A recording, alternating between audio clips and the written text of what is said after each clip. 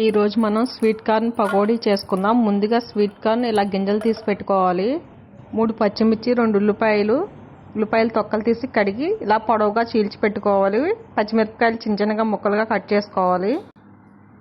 కొంచెం అల్లం చిన్న చిన్నగా ముక్కలుగా కట్ చేసుకోవాలి. కొత్తిమీర కూడా మీరు కొంచెం తీసుకుని కడిగి చిన్న చిన్నగా ముక్కలుగా కట్ చేసి పెట్టుకుందాం.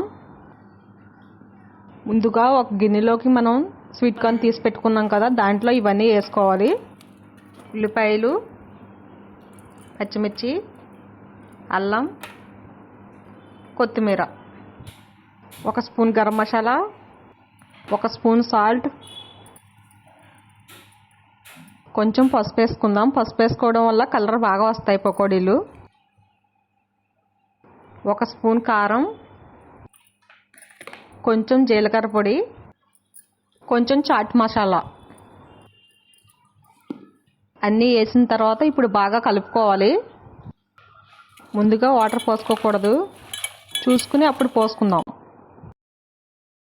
మొత్తం కార్న్ గింజల్లాగా కాకుండా కొన్ని మిక్సీ పట్టుకుని కూడా కలుపుకోవచ్చు. ఇలా కలుపుకున్న తర్వాత ఒక గిన్నెలోకి బియ్యం పిండి తీసుకుందాం. గిన్నెలోకి తీసి పెట్టుకున్న బియ్యం పిండి వేసుకుందాం. ఇప్పుడు 3 స్పూన్ల వరకు ఉంటుంది. ఇది పిండి మొత్తం కలిసేలాగా ఒకసారి కలుపుకుందాం. ఒక గిన్నె నిండుగా శనగపిండి తీసుకుందాం. శనగపిండి మొత్తం వేసి ఇప్పుడు బాగా కలుపుకోవాలి, మొత్తం కలిసేలాగా.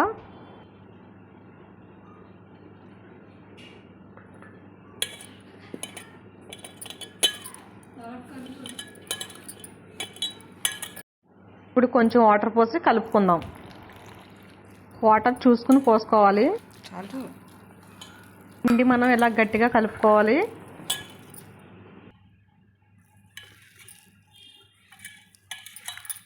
ముందుగా మూకుడు పెట్టి డీప్ ఫ్రైకి సరిపడగా ఆయిల్ పోసుకుందాం. ఆయిల్ కాగిన తర్వాత ఇలా ఒక్కొక్కటిగా పకోడీలు వేసుకోవాలి. వెంటనే కదపకూడదు, కొంచెం వేగిన తర్వాత అప్పుడు మనం కదుపుకుందాం. సైడ్ వేగిన తర్వాత మళ్ళీ ఇంకొక సైడ్కి కదుపుకుందాం.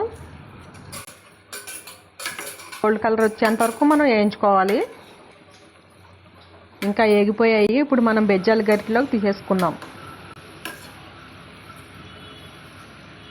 ఇలా తీసుకున్న తర్వాత ఒక గిన్నెలోకి వాడేసుకుందాం. మంచి గోల్డ్ కలర్ వచ్చాయి.